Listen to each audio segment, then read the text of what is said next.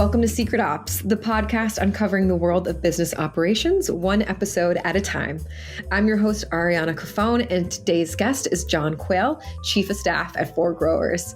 John, welcome to Secret Ops. So lovely to have you today. Thank you for having me on. I'm happy to be here. John, I'm really excited to jump in with you because we're going to be talking about things that we have not talked about yet on Secret Ops, like robotics and automation and supply chain logistics. Before we go into all of that, I want to know your journey and where you started and how you got into operations.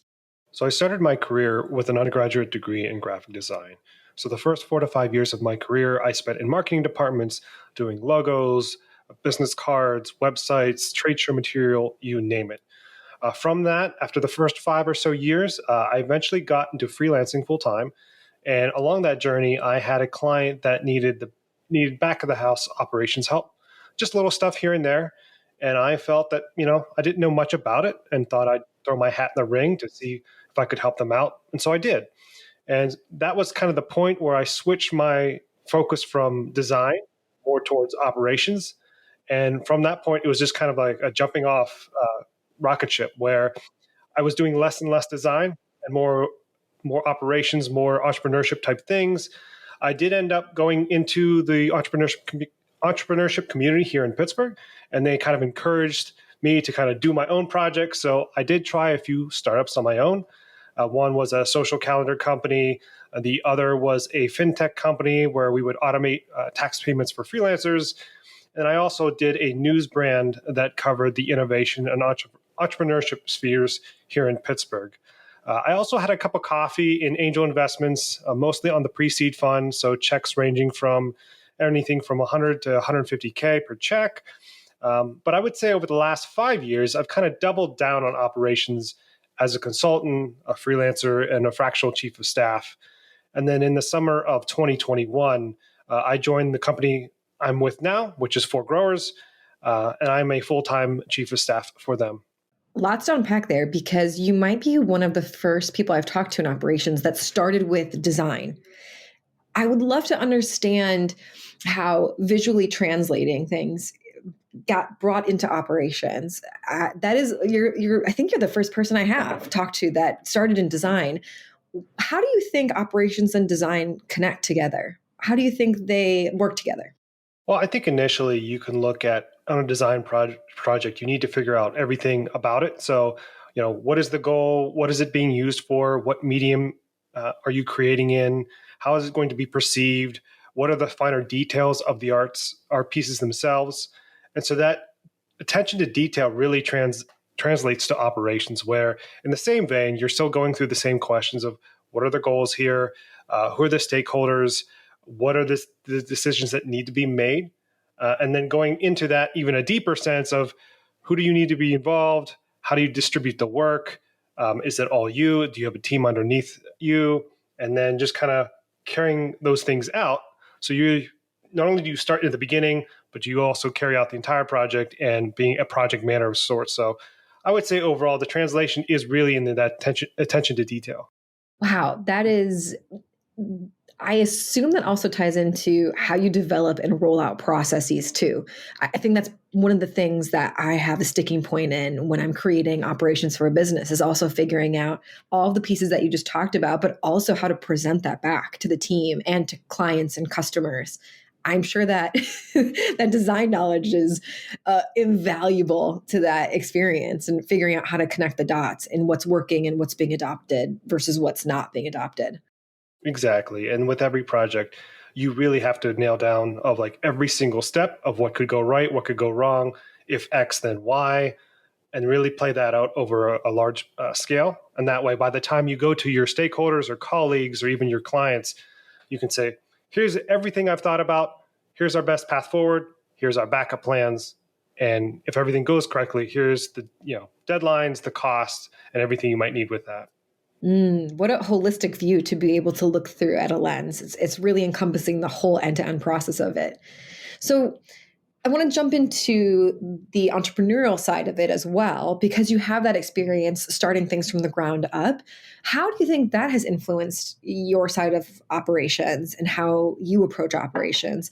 Again, I think a lot of people who are in operations have dipped into starting their own thing. So what connections do you see there? Yeah, when you do your own projects or you host your own events or even going to the point of starting your own company, you really have an appreciation for how much work it actually takes because essentially you're doing everything. When you're a team of one or maybe a team of 2 to 3, you really have to encompass everything. And I do mean everything because if you don't have a process in place, well, guess what? You're going to create it. If you don't know about XYZ, maybe that's on the HR side or the marketing side or a product side, you're going to do the work to research it and at least build out a playbook. So, coming from the founder type into operations, it's more so I'm okay with doing everything under the sun to get this across the goal line, right? There isn't that, complaining of, oh, maybe this isn't my sweet spot. And it might not be, but you're okay with doing it because it needs done. And you're the person on the team, or as a solo founder, you're the person to do it. So it's really about work ethic and getting everything done, despite whether you like it or not. Mm. It's too true. People ask me, how could you clean data all day? It's like, because it has to get done, not because I want to do the thing, but it's just got to get done. This is a great leap into what you're currently doing as a chief of staff. For first time listeners to Secret Ops, can you just explain what a chief of staff is within a business and what they do? And then let's go into what your day to day looks like. The chief of staff really reports to one or more principals. And in my case, I report the CEO and the CTO, which are our two co founders. Essentially, my role is a catch all generalist that amplifies what the CEO and the CTO want to be done. So, a lot of cases, I'll be doing work that they might not have the time for, or they might not have the capacity for, or just not the skill set. So, that can be anything from HR functions to marketing to operations and logistics to, hey, something broke or something in our documentation is wrong. Can you dig in further and find out? Looking into the financials of maybe our numbers are off. Can you dig into more? Really just being that catch-all firefighter that either sets and scales or goes in and fixes. This is a good moment to ask you, do you think that on a day-to-day basis you're approaching operations from a problem first mentality, or are you approaching it from an opportunity first mentality? Or is it a combination of the two? I think it's a combination of the two. It also depends on what is actually happening within the business at that time. Depending on the industry and depending on the team size, there's going to be ebbs and flows with everything. So whether or not you're launching a new product, or maybe you have some downtime, maybe there's some redesign or you're waiting on new materials to come in. There are ebbs and flows of it, but I would say overall, you're mostly looking at an opportunity standpoint where in this quarter, we want to achieve ABC. Next quarter, we want to achieve XYZ. And then in that process, you put out fires and problems that arise. That makes sense. Every quarter, every month can look very different. And so sometimes you have to put that problem first hat on right away, but sometimes it has to be opportunity first because you need to look at solving a problem that maybe never existed or trying to do something that no one's ever done before. And then it becomes a very opportunity first mentality. This gets to the part that I am really excited to talk to you about because I feel like listeners might learn how automation works, how the supply chain works in a different way by talking about what you're currently doing at the company that you work at. So, can you just walk through what For Growers does and then what you oversee as a part of that process?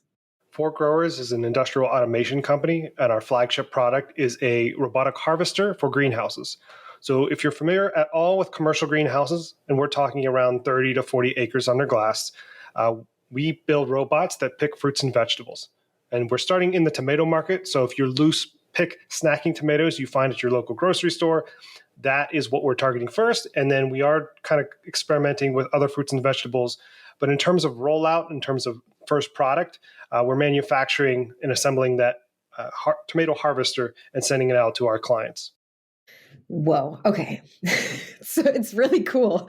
We talked about this, but I'm imagining, cutting a tomato the other day, and I'm just imagining all of the engineering, all of the work, all of the operational support to go into cutting this tomato. I know that sounds like so hilarious and weird, but there's so much thought that is going behind the scenes to get that to be possible. So, in this initial rollout, how does operations factor into the work?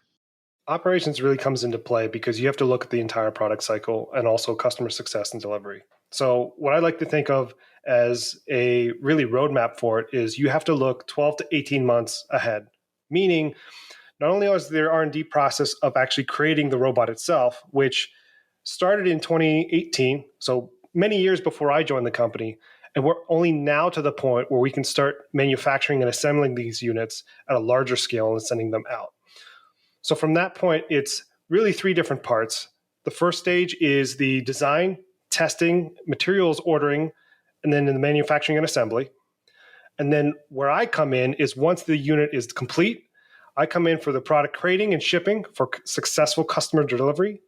And I also play into part into stage three, which is after sales service monitoring and potentially repair if their components need replaced or fixed, or what happens at the client site with our robots. So wow, so much to dive into there, and I am really overly excited. So I'm trying to calm myself down here. Can we just demystify when we say robots? All of us sort of have our own unique mind's eye image of what a robot is. What do these robots look like? What are you? How large are they? How do they work? How do they function? Can you give us a little overview of that? It's about half the size of a golf cart.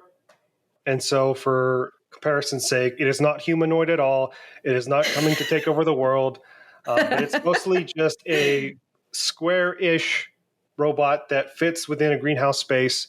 If, again, the greenhouse space usually has different rows and heating rails, and our robot just kind of rides over those rails and goes up and down the rows and being able to harvest tomatoes.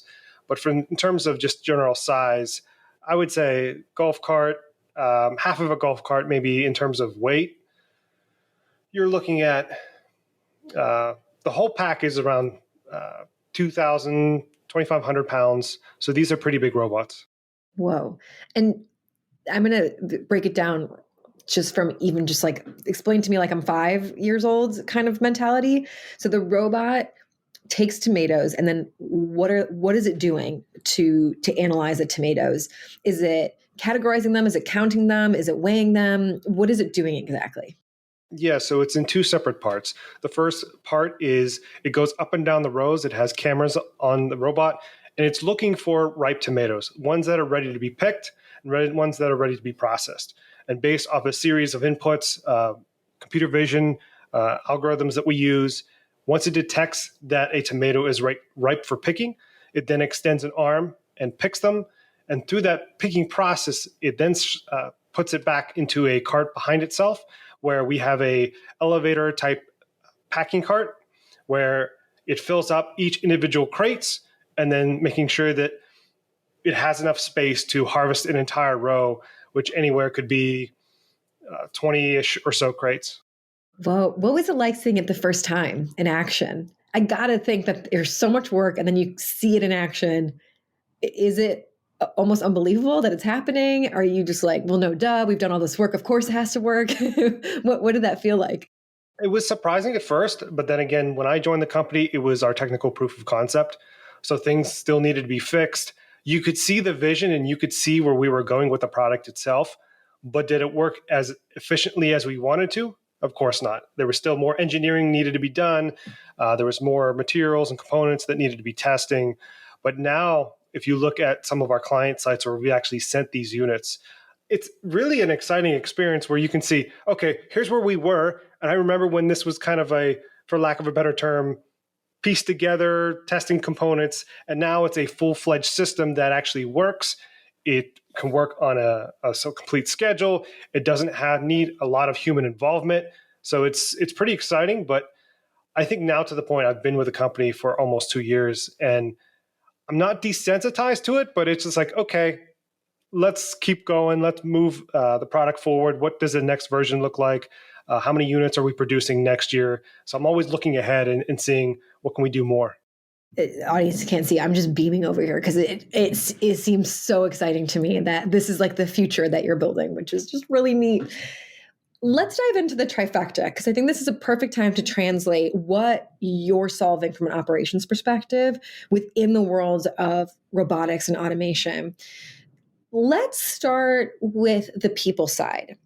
From a people standpoint, what teams are you working with? What suppliers are you communicating with? What does the people side of your day to day look like? Yeah, so for context, our company is around 15 people, and our company is really broken down into three distinct groups. So we have the hardware team, we have the software team, and we also have our field team. So as that relates to our internal team, it really comes down to helping the hardware and the software team on the beginning get their materials and components that they need. So working with vendors, making sure that we can take deliveries at our office.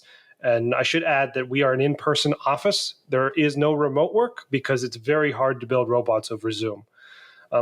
Making sure that I'm coordinating with all of our teams of how many pieces do we need, which vendors are we working with, where in the world are these vendors? Are they state-based? Are they North American? Are they in Europe? Are they in Asia?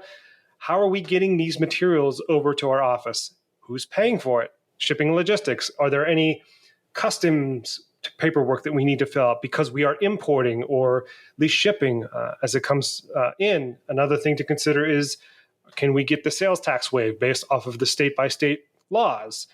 So there's that component. And then in terms of other things, working with the customer of when are they expecting their robot? What promises did we make? What legal obligations do we have? Because if we have to deliver, let's say, a unit by X and Y date, well, then you better believe that we have to work with our hardware and software teams of like, let's get it going. Are there delays? If there are delays, by how much? Can we make it up somewhere else? And that involves with also creating and shipping. Do I have to contact our 3PL and saying, hey, we have to delay this by 1 week, 2 weeks, et cetera. And then also going with our leadership team and going back to the client and telling them, unfortunately, we need a few more weeks because we found this error as we were testing our units. And so it's just a whole smattering of talking with different teams internally, talking with vendors externally, talking with logistics and 3PLs, and then also at the end, working with our client of how are they receiving the robot? Are they in our country? Are they outside the United States? And then dealing with the import laws of that specific country.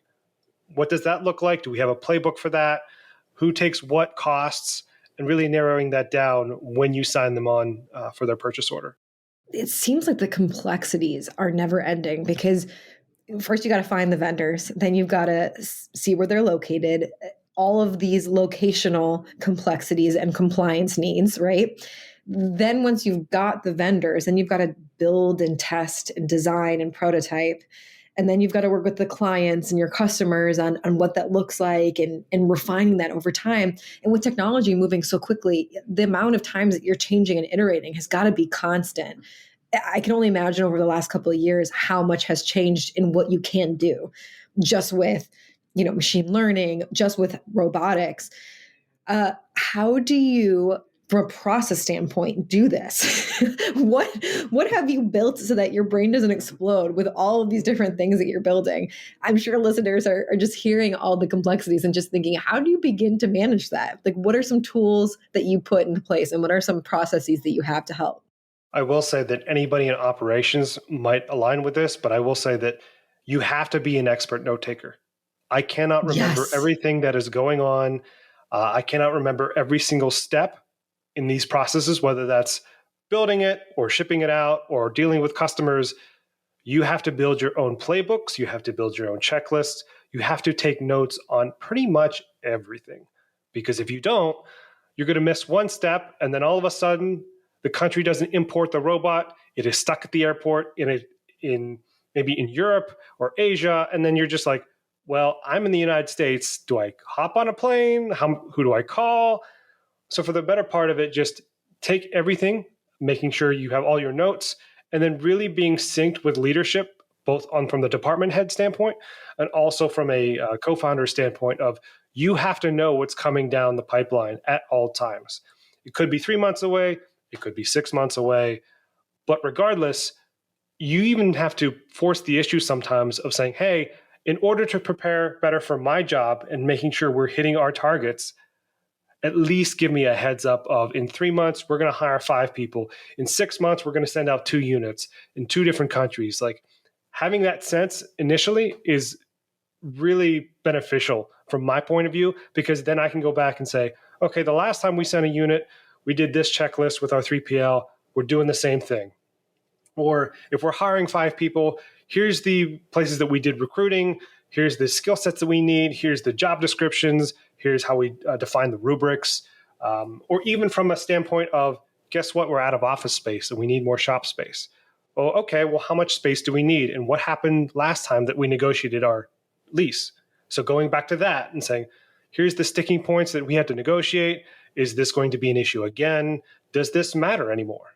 Right? And going all down through all those checklists where you still have the context of the experience you had, but at the same time, you have a fail safe of all of your notes. Here's the good things that went. Here's the bad things that happened. Here's the weird things that you didn't even anticipate. And you can cross-reference them every time you do this again, or you scale that process up. Can we go back to something you said? You said playbook. And this sounds awesome to me. And I don't know if I've named it playbook in the things that I do. But when you say developing a playbook for different parts of this, what does that look like? Is it like an index of the step-by-step process and how something was rolled out? Is it a way of working? Is it different considerations? Is it a checklist? Like, when you say playbook, what does that look like? And what does that mean? So playbook to me means creating a document or a set of documents that outline exactly step by step what happens in this process. Because from my perspective, I want to make it so that if I disappear or if I get moved to another department or another line of work, that I could have somebody come in my place, pick up the playbook, and be a somewhat of an expert from day one. So, and I do mean really being detailed of it, of from overarching, here's the goal, here's the steps, but also at being so granular of, on this day when shipping pickup happens, the truck arrives at this time. Here's what you need in terms of forklifts. Here's the paperwork you need to give it to them. Here's once they leave, here's how you check in with your 3PL, ask them for X, Y, and Z. Once it lands, if you do air freight or you do ocean freight, once it arrives, you need to check in at this point, at this time, and then check in with the client of, did they get the shipment? What questions do they have? So in my eyes, and this isn't just for logistics and shipping, but just everything from hiring to marketing, build everything down to the finest of details to anticipate that if you were to hand this to somebody else, they could do your job. There's an interesting, when I work with clients, I say, all right, we're going to go by if I get hit by a bus rule. If I get hit by a bus, can you pick up where I left off? That's like the baseline rule that we have to play by and we have to create things by. And it sounds like the playbook is like that, but just even more so because, again, you've got so many plates that you're spinning trying to do what you do.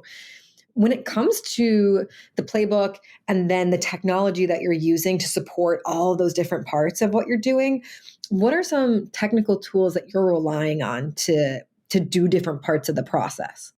I think project management is by far the top priority for me. So for us, that means using Monday. There's other project management tools out there, but really being ingrained in that and outlining each specific step. And also, if you need team members to be a part of that project or part of that process, you can tag them.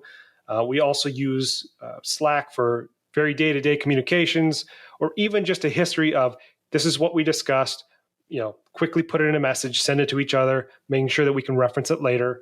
But those are the 2 main points. And then also you can also have like Google Sheets, Google Suite, any sort of external drives that you store these playbooks or the other documentation. But I would say those are the core pieces of it. Beyond that, you might use things like Salesforce if you're doing more customer-related conversations or you want to take notes based off of your sales process. But for us, it's mostly project management, a place to store these documentation. And then for me, I live and die by my Evernote subscription. And that's mostly for me, just taking everything in my head and making a complete mess on a document and then going back later and then organizing it and then taking that organized thought to merge it into the playbook. Hello, fellow thinkers. Now, if you have been a loyal listener of Secret Ops, then you already know about our sponsors, Baron Fig, the company that makes tools for thinkers. Now, I'm totally biased, but I really think that Baron Fig has the best product suite for thinkers and operators alike. And you know what? I'm not the only one that thinks so. Bloomberg said, and I quote, that Baron Fig's products are, quote, high-end and well-crafted, which they absolutely are. Their Confidant notebook is the most delicious notebook that you will use with the most perfect dot grid paper. But it's not just Bloomberg. Actually, fun fact, New York Magazine, they tested 100 pens to find the top pen. And after testing all of those pens, they rated Baron Fig's Squire pen the number one pen. The number one pen. It's not just me, y'all. You got to give them a try. And guess what? We got you hooked up with the discount code. If you go to baronfig.com today, enter in the discount code SECRET20 and get 20% off your next order of $50 or more. Again, that's SECRET20 and get 20% off your next order of $50 or more. Oh, I'm like so jealous that you're going to get to see all this for the first time because their products are so delicious. Anyway, enjoy, have fun, let us know how you use the tools, and let's get back to the show. I feel like brain dumping in operations is something that we all do, but we actually never talk about. And that's why everyone thinks that we're very type A people, because we present these organized things. My organized thoughts and processes always come from just a chaotic note, an Apple note that I just took furious notes on, and then I translated it into something that made sense for other people. But it always starts with chaos. It sounds like you're the same way. Is that right? That's correct. I'm almost to the point where I'm thinking about getting an AI assistant on Zoom calls to start recording notes. That way I can cross-reference what was said. Now, granted, I'm to the point where I'm a very good note taker and I could do it all manually. But just in case I forget a few things, I'm thinking about adding that extra layer of support. Yeah, I'm with you actually, because it's after some point you just can't type fast enough as people are speaking. I just, I'm fast, but I'm not that fast. So this gets into the inside scoop part of secret apps, which is where you shine light on the things that people outside of operations wouldn't necessarily know, but it's important for us to share. And the first one that I want to jump into is, what do you think people get wrong about operations? And I would love to know specifically what you think people get wrong about robotics operations or automation operations. Like, what do you think people see that as, and what do you think it actually comes across as? So I'll answer this in two parts. The first part will be a general answer to your question, and then I'll dive into the robotics part. So I think overall, people, it's not about being an expert in operations, because there's a lot of different things that we're going to be dealing with. So it's not about knowing what you know, it's more about how you approach it, right? So it's about approaching learning, it's about how you make decisions, how you stay organized, because operations are one of those roles where things always change throughout your career. And as you switch from company to company, you're going to be dealing with a number of different things. But at the same time, you can approach it in the same way. That's a question I have for you, actually, especially because you're dealing with such technical teams when it comes to developers or people that are developing the robotic side of what you're doing. When you came into the company, how technical were you? And how has that influenced, your approach to operations? A lot of it did come on the fly as I was working with these teams. I wouldn't say that I knew the 101 type of material for anything. So it's more or less, what are you dealing with constantly? What are the teams talking about? How can you best help them? Let them ask for help and let them be specific on what they need. And that's where you pick up the knowledge. Interesting. Yeah, that makes sense. That makes a ton of sense, because I think I've had to accept something over the years in operations, which is I can't possibly know everything, but I can learn a lot of things. And if I know what I need to learn, that makes the end goal a lot clearer. So that makes a lot of sense. Going back to the question on what do you think people get wrong about operations, can you dive into the more automation, robotics side of it? I think the biggest thing they miss, how much time it takes. We're not talking about, develop a product, release it, couple months, you're good to go. Let's roll this out. We're talking 4, 5, 6, 7+ years of R&D, testing it out, testing components, getting clients signed up for pilot programs, having clients allow us to develop within their facility, then seeing if it works, then doing wear and tear testing. And then maybe after 3 to 4 years, you have a prototype where you can test out and then continue to iterate off of that. And then maybe after 5 or 6 years, you have a full scale product that you can really scale up and then start to deliver. The biggest thing is just time. It takes a lot of time. And it doesn't really matter if you're picking tomatoes or if you're trying to automate maybe fast food or automate some other process. There's so much work that goes into each and every product that it could be up to a decade, and sometimes it is, where it's fully able to be rolled out.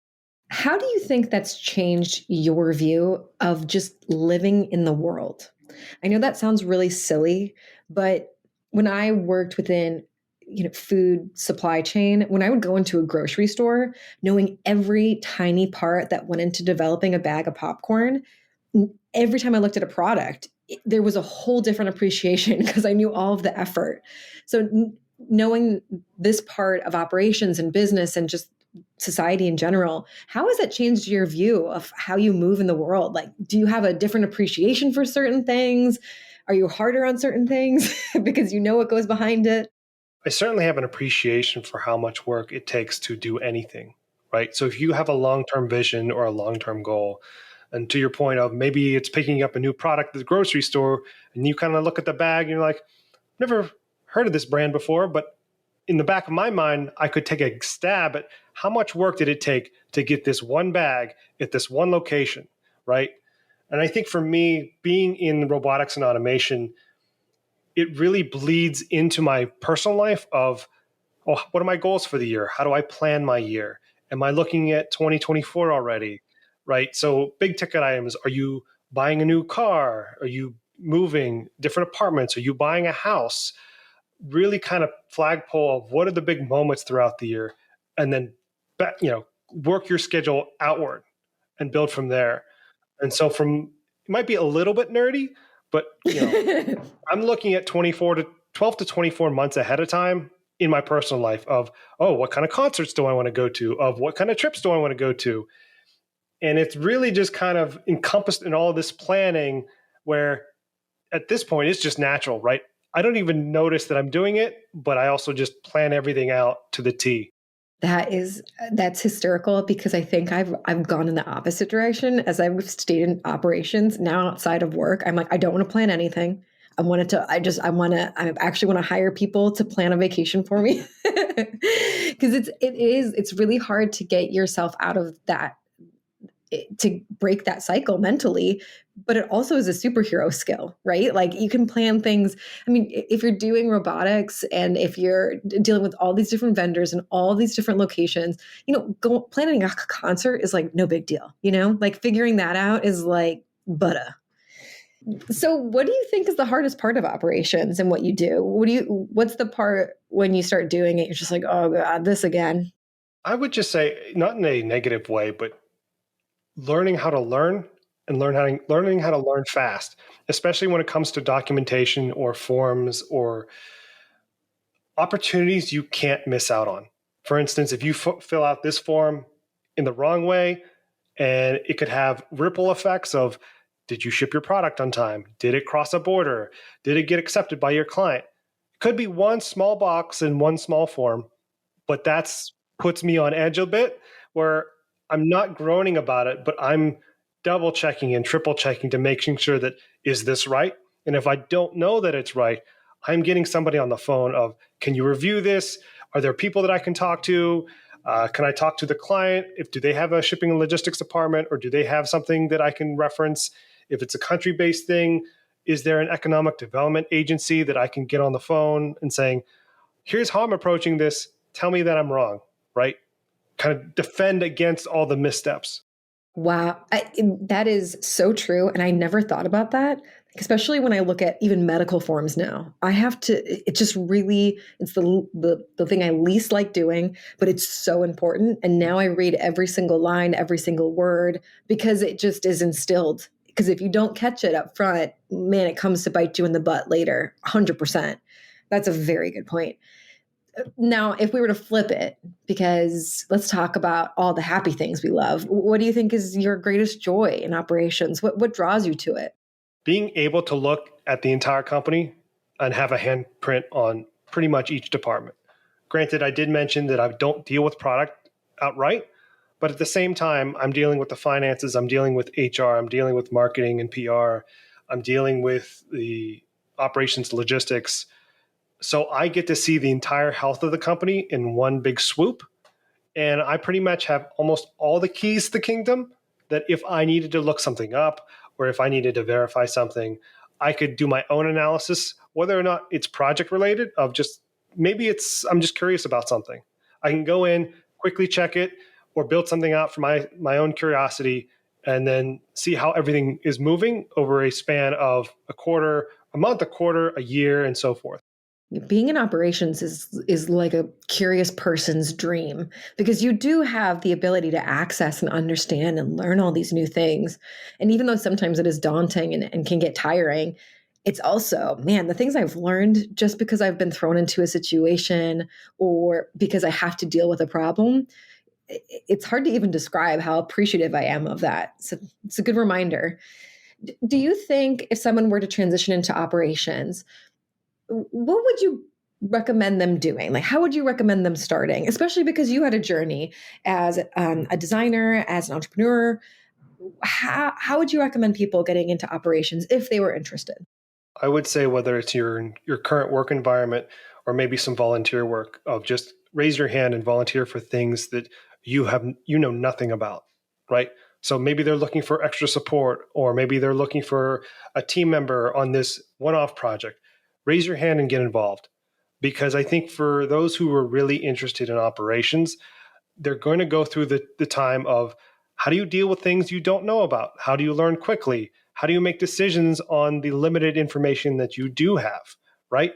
And so getting in those reps of, I don't know anything about this, I'm going to learn about it, I'm going to make decisions based off our team, or I'm going to make pretty impactful decisions that may not be reversible, right? Getting in those things over and over again will hopefully broaden the horizon for anyone who wants to be in operations and saying, is this really for me? Do I see my career going in this direction? Because if you really like it and you really like dealing with the chaos and the mystery of it all, well, then operations could be for you. That's a great point. You can definitely dip your toe into the operations world just by volunteering to help or support or get involved in a project. And you don't have to go all in if you aren't totally sure. And probably that's not the right way to do it for most people. I think I accidentally fell into operations because, again, I was just trying to solve problems. And then it just made sense because I just kept trying to solve problems. Then somebody said, like, this is a job in a business. This is operations. Do you want to do this? But you're totally right. You don't have to go all in right away. You can try it out. And that's probably the better route for most people. I found that the same thing when I was mentoring people is that they thought they wanted to get into data analytics. And so we would get them a project so they could try that out. And some people really got excited and thrived, and other people weren't into it. And that's a great way to try before you buy, I guess. Try out the thing before you do the thing full time. So this is a new segment that I wanted to try, which is giving a bit of bonus content. And because you're in such a particular niche of operations that is, I would say, really unique, I would love to learn your opinion on where you think operations is moving towards. So, obviously, it evolves. It's different between companies and industries. But in your realm, how do you see it changing over the next 1 to 5 years? I'm not saying this just because I'm in robotics and automation in general, but I will say from a generalized operation point of view, regardless of industry, regardless of company size, you're going to see how much of the operations process can be automated from a back office point of view, right? So if you're dealing with finances, if you're dealing with HR, if you're dealing with marketing, you're going to see maybe a chief automation officer be added to companies. You might see automation titles be added into the company where the whole goal is to make sure the company smoothly operates without any intervention. Or maybe you might think of it as, if the company normally requires 10 people to operate, can you do it in 8? Can you do it in 5? Can you do it in 3? Like, what are the ramifications if you could make sure that an entire or multiple departments ran with just 3 people at the helm versus 10 or versus 20? So I think you're going to see that almost that squeeze of how much efficiency can we get? Or what does that look like from a software standpoint? What does that look like from a cost standpoint? Like, really getting every inch or every drop that we can on the automation side of operations. I would agree. And I think that a lot of people are scared of that. And I understand why. Ultimately, if you automate, there's going to be an issue with jobs, right? That you will not need to do certain jobs. I will say, though, the amount of times I come into a business and people are doing manual things that can be easily automated, it's every business. And it's not like the really refined things. It's just the basic things that need to be streamlined. And I will say employees don't enjoy doing those things. Like, team members don't like doing them. And that's always one of the things I try to approach it is like, all right, let's automate the really annoying parts of your job that can be automated so that you can do the things that require strategic thinking, so that it requires, person-to-person communication, that requires the skill sets that we all enjoy more than just sending the email, checking the box, creating the calendar invite.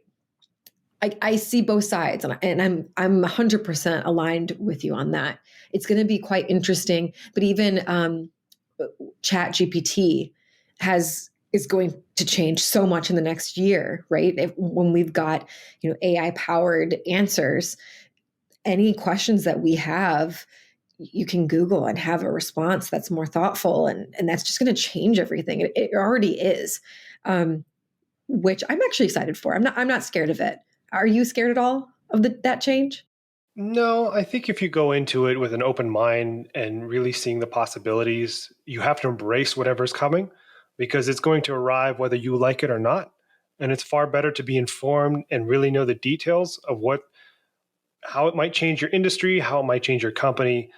I think as we're seeing all the tech layoffs and the percentage cuts in these companies, you're seeing people open the Pandora's box of, how many people do we actually need to run this company across all departments? Like, is there an efficiency gap here? Are we a little bit bloated?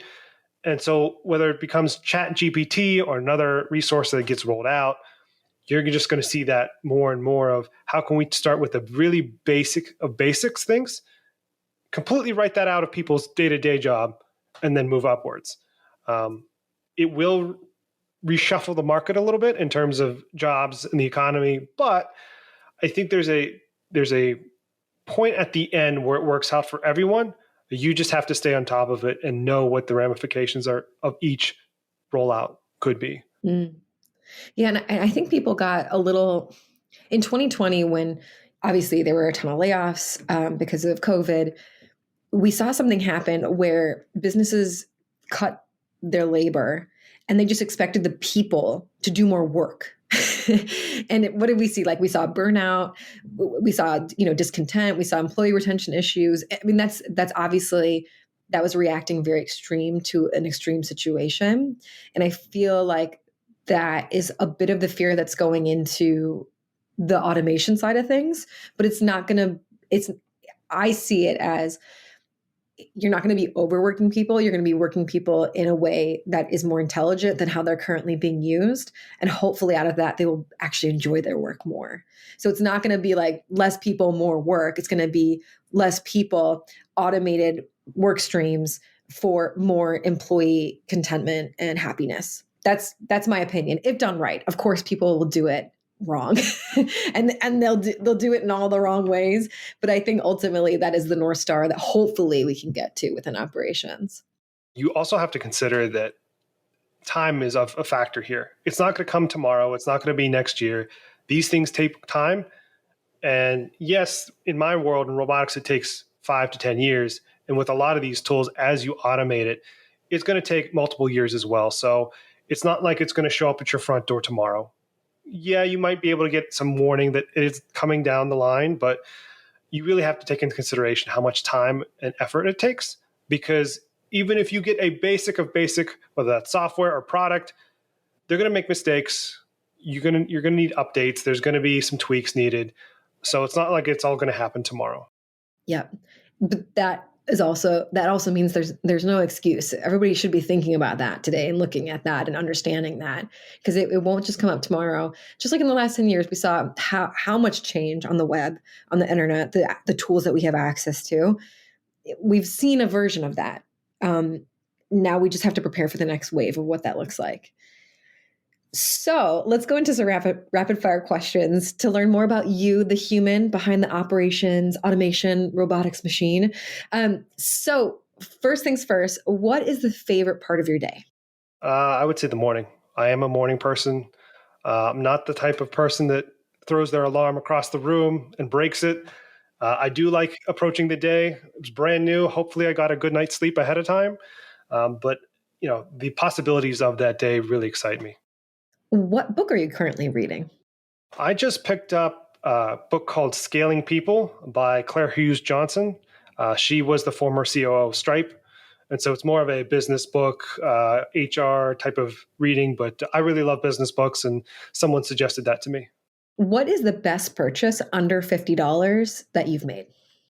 That's a really good question. Under $50.